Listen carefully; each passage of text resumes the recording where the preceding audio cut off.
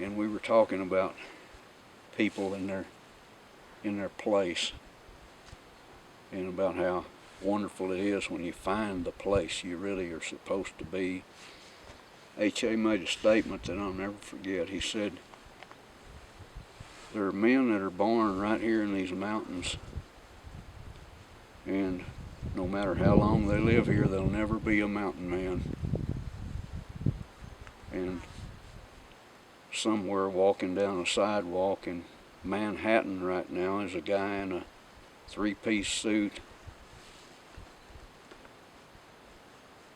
and he's doing the mountains an injustice by not being here.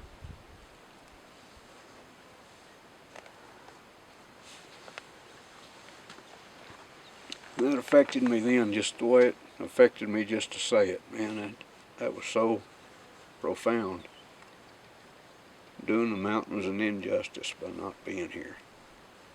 I saw the bulldozers coming through the pasture, and so it's this huge power line, double poles, and it goes right on through the Kimball and the Stubbs and the Tanksley country and Leoncita, and it was horrible. I just couldn't get my mind around it, and it affected me a lot. And I think about that when I think about this pipeline coming through. Just the fact that it's disturbing the country.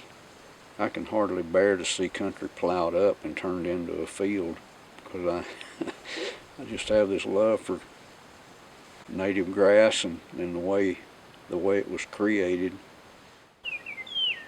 and anything that disturbs the grass, I can't get comfortable with it.